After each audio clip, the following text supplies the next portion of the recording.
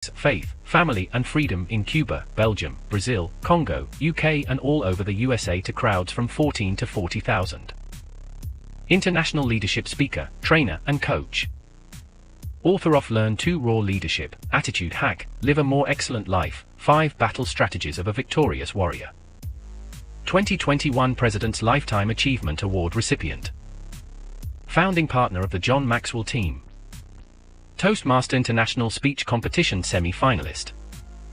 Founder of Tell It Like It Is TV, ThatGuyRocks.com and ThatGuySpeaks.com.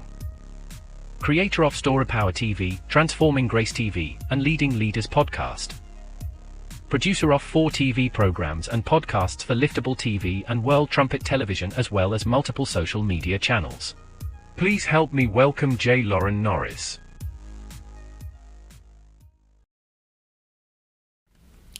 There's a couple of old phrases I heard from my grandpa and others that I think apply really well to dads and how they lead their children. Here's the first one. You don't start nothing, there ain't gonna be nothing. You don't start nothing, there ain't gonna be nothing. And the other one is, if you train up a child in the way he should go, yep, that's the way he's gonna go. When he's old, that's the way he's gonna go. Those two common phrases from way back when, they still apply today. They're still just as real today, and they're still just as relevant today for dads who want to lead their children. That's what we're going to talk about today on Leading Leaders. Subscribe now for our extensive video library of leadership lessons promoting faith, family, and freedom. I'm J Loren Norris with Leading Leaders Podcast, and if you've heard either one of those two phrases, train up a child in the way he shall go, and when he's old, he'll never depart from it. And if you don't start nothing, there won't be nothing. If you've ever heard those two phrases, maybe you heard them out of context and you have no idea what they mean. I want to take a little bit of time to kind of dig into them, but let me give you the frame of reference. See, it's really common, especially for parents of one, to assume that, well, kids will be kids. Kids are going to do what kids are going to do. Boys are going to do what boys are going to do. Let boys be boys, right? And there's some truth to that to a degree. There's some generalizations, and I might even say some overgeneralizations about the category of boyhood. In fact, I say it like this. Boying is a verb. Sounds like the sound a spring would make, but boying, to be a boy, to do the things a boy does, that's a verb. Boying is a verb because they're always moving and they're always active. My daughters, between the two of them, have 7 sons. 2 daughters, 7 grandsons. They could tear the world apart with a rubber hammer. But one of those daughters has a graphic on the wall of her dining room that says, "Boy, it's a noise with dirt on it." Now, you can pretty easily categorize just about every boy in the world and go, yeah, they could tear apart a steel ball with a rubber hammer, and they're almost always noisy, and they're almost always dirty, and they're always getting into something because that's what boys do. And boys left to themselves can be very destructive. Physically, emotionally, relationally. They could tear up the world if you're not careful. It's in the nature of the boy because to tear down and rebuild is what they do. It's what we as men do. And it's part of the nature of manhood. Doesn't seem real productive if it's not very well directed. Now, I can also tell you, having raised 2 daughters, that girls have some very common tendencies as well. Tendencies toward drama. Tendencies toward emotion, tendencies toward thinking things through when boys don't. Sometimes a guy will sit down with his YouTube and watch something before he plows into it to tear it apart, but most of the time, no. He waits until it doesn't go back together right before he even gets the directions out of the box. And if there's not a direction in the box sufficiently to overcome the disaster he's created, then he might look it up on YouTube. But for the most part, my girls at least, and all the ones that I've encountered, They're thinkers. They want to look through. They want to fully understand before they dig in. Oh, there's a whole lot of emotion mixed into it, but they're going to really do their homework. They're going to read the directions, read the instructions, plow through the navigation long before they get started on the project, and sometimes that delays the project. Now, we can stop right there and say both of those are fairly categorically accurate generalizations, and also both probably overgeneralizations, just based on my own personal experience, nothing but anecdotal evidence. Okay, maybe more than anecdotal evidence. Any other parent want to chime in there? Feel free to type in the comments down there. Yeah, experience the same kind of differences between the boys and girls. But let me go a little bit further than that. See, in this first category of train up a child in the way they should go, really what it means is kind of like when you're trying to put a steer into the back of a trailer. You don't just back the trailer up in the middle of pasture and go, "Here, boy, get in." It doesn't work that way. They're not going to do that. Half the time my dog doesn't do that. I open the back of the car and I'm like, "Let's go." Now, if I tell them we're going to the park and they both have their leashes on, one of them's getting in and the other one's going to follow. But if I just walked out in the yard and opened the back of the truck, they would look at me like I was smoking something. They don't care. And an old steer, a longhorn, doesn't care. He doesn't want to go in that trailer. There's nothing enticing about being in that trailer. No, you have to corral them. You have to build a chute for them. You got to direct their path into the place they should go. Now, there is also some truth to the fact that after you've raised that bull, if you will, from being a small calf to a 2,000-pound critter, there's a really good chance over a period of time, having been run down that chute, depending on their personality, when you open the chute and you back the trailer up and open the gate and holler at them, that a few of them that have done this a time or two and they know, hey, this means we're going to the pasture to get some more food, or we're going to get whatever. They know the routine. They're going to run down the chute and jump in. Some of them, on the other hand, well, they've already got another thing coming. They've already got a different kind of attitude. They've already got a different plan in their head, and they're thinking, I ain't going down that chute because the last guy did that, didn't come back. Not me. Not going to do it. Now, maybe from cattle you can recognize that. If you are bored, just go to YouTube and type in wrangling horses or wrangling cattle and watch the battle that a cowboy goes through trying to get livestock into a trailer. And you'll realize there's a lot of similarity to, say, getting a kindergarten class back into the classroom after reset. There's a lot of similarity. Try to get your toddler dressed and in the car when you got someplace you got to be. Train them up in the way they should go. Build the chutes, build the ramps, build the pathway that they should go down, and eventually it will become the habit. See, here's the problem for a lot of parents, simply they're lazy. They want the iPad or the iPod or the television to kind of direct the path of their children, which means you really don't know what they're being directed to do, the words they're going to choose to say, the things that they're going to tend to do for their behaviors, and the habits that they're going to pick up. You hope that what you've put in front of them remains what you put in front of them, that the next video or the next instruction that they get is not going to be contrary to what you would want them to do. But now we go back to that parental role, a dad who leads knowing that your child is an individual. This boys will be boys, girls will be boys. Girls will be girls. There's some truth to that, overgeneralizations, but here's some reality. Just like that one stubborn calf, that one stubborn horse, that one stubborn dog, you're probably going to have one stubborn child, maybe more than one. And there's a really good chance that the unique characteristics, the way they think, their giftings, their makeup, their personalities, their character is going to be a little different than the other ones. And what they require of you relationally, educationally, direction-wise, well, those are pretty solid, and they're pretty unique. They demand of you something that another child may not. I remember I was probably maybe 14 or 15, and my mom used to go out and just cruise up and down the streets to kind of clear her head and think. And from time to time, she'd let me tag along as long as I didn't try to start a long conversation. But I remember one time driving down the road, about my freshman year in high school. And I turned to her, I said, Mom, it seems like you spend a whole lot more time with my sisters than you spend with me. Why is that? And her answer was shocking, to be honest. She said, well, because you don't require a whole lot of time. You're kind of off doing your own thing. You're kind of autonomous. You just go. I don't even have to wind you up. You just go. You go and you do and you investigate and you research and you're off doing your own thing. And for the most part, you're staying out of trouble. So why do I need to spend a whole lot of time with you? With them, I kind of have to. They need me to be a more integrated part of their life, to help with homework, to help with relationships and that kind of stuff. So they get a lot more of my attention just because you don't demand it. You don't seem to need it.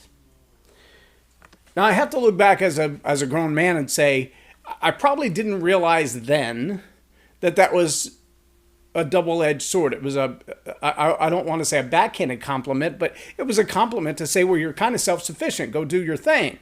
But it was also a way of saying, I learned later from James Dobson's book, Bringing Up Boys, it was a way of my mom saying, I'm not a dad. I don't know how to do the dad things that a dad would do with his son at this point in his life.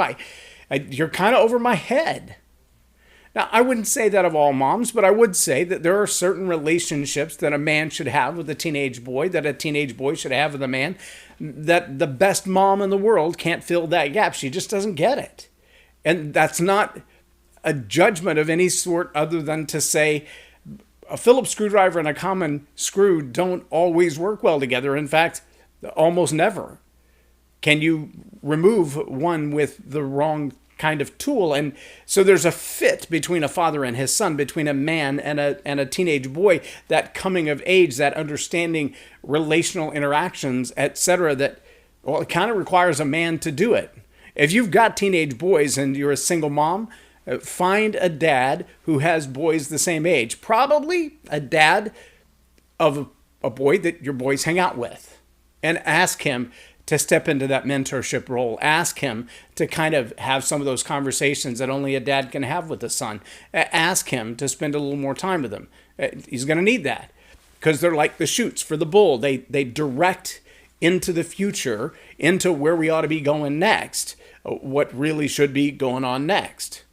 If you're a dad and you're raising girls and you're doing it on your own, same advice. Dads can love on their girls, give them the best advice, set a high standard bar for what it's like to have a dating relationship, give them the advice about how a man ought to treat you, open the doors for them, fill their car with gas for them, check their tires for them, be aware of what puts them in danger and avoid as many of those things as you can. That's what a good dad can do for his daughter. But there's also going to be those things that dad can't do for his daughter. And if you're a single dad, find a woman that you trust who can help you along that pathway. Build the chutes, direct them where they should be going, get them down the road into the future, not just leaving them floundering where they are. Now, there's one other aspect of that. I have to use the television reference. I love watching The Big Bang Theory because I kind of love the way Sheldon's mind works, even though his social skills are pitiful, at least the character of the show. What's funny, though, is when you go back and watch what the show they call Young Sheldon, when they talk about what it was like as his parents to try to raise someone whose intellectual capacity and ability to perceive and understand things way outside the realm of what his parents could perceive and understand, how complicated that might be. Imagine for a moment having a child who intellectually and books smarts is way ahead of you in just about everything. Every question they ask you, you're like, wait, what was that word again? Oh, what field of study did this come from? Where do you find this stuff? How do you think this stuff up? Imagine trying to parent someone like that. And what you recognize is very quickly they have a certain skill set, a certain gift set, a certain kind of personality set that changes the whole paradigm of what it means to parent them, to guide them, to build the chutes for them. Now you're dealing with gifts and talents and character and personality that may be outside the realm of your own comprehension or understanding, and you may have to call in some experts or grab some books or study yourself up to be prepared to parent this particular child. But you may also find that Maybe your child has a learning disability. They don't learn as fast, or they struggle with ADD or ADHD, or they struggle with dyslexia or bipolar disorder, or so many of the other disorders that have been diagnosed for young people over the last couple of decades. And you're going to find that, again, building the chutes and directing them has to be different for one child versus the other. And we have 4 of our own children. We also have 3 or 4 that would call us mom and dad, that we've been intricately involved in their raising from the time they were 14 or 15 years old.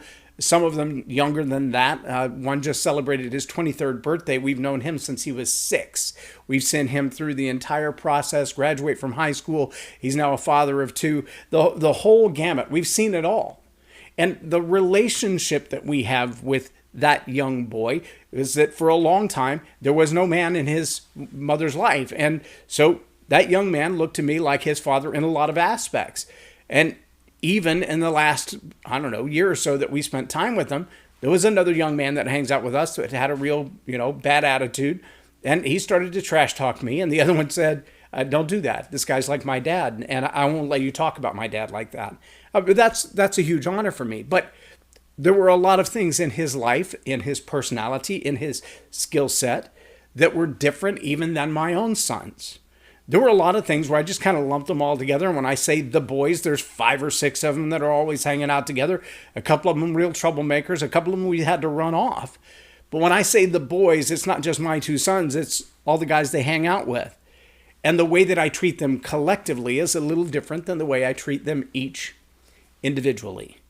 See, each individually, they have their own personalities, their own quirks, their own ideas, the things that they like to talk about and the things that they don't, the things that we have a shared fascination with, and the things that could just fly off into the sunset and we never care again. But each individually, I try to take the time, I try to get to know what those wants, needs, desires, and conversations are. The same with my girls. What's important to them? What do they want to talk about? What do they love? And I think a good dad takes the time to do that. They also learn what it means to have those different personality styles, those different learning abilities, those different skills, gifts, and talents, and to nurture those things. Now let me shift real quick to that other comment. If you don't start nothing, there won't be nothing. If your young people, the children that you're raising, Dad, are already 16, 17, 18 years old, there's a whole lot of time that has gone under the bridge, a whole lot of water that has already gone under the bridge that you can't get back. The process of learning the gifts, talents, skills, personalities of your young people and investing in them really should have started between about 2 and 5. Obviously, from the day they're born, if you're there, but at the latest 3 to 5 years old, that's when they start making their earliest childhood memories and how you present yourself in their life, the chutes that you put up, the parameters that you draw. You're going to feel early on like your discipline, your barriers, your boundaries, your hard lines, your red lines do not cross or there will be consequences are cruel. You're also going to feel like they test them constantly. They do. Trust me. 10 grandkids in my life. 10 little people that call me Poppy. All 10 of them between 3 and 6 years old, they test those boundaries. They want to know where they are. They want to know how you're going to react to them. They want to know what the consequences will be and if they're going to be real consequences. But here's what I've also found. In a time of trouble, when they're in trouble, when they're being scolded by their parents, when they're being scolded by me, it's only a matter of a minute or 2 later that they come looking and asking to crawl up in my lap. They want to be held. They may have just been disciplined for something that they were doing inappropriately. But knowing what those boundaries are, they also know once I cross the boundary and I pay the consequences, love is still there.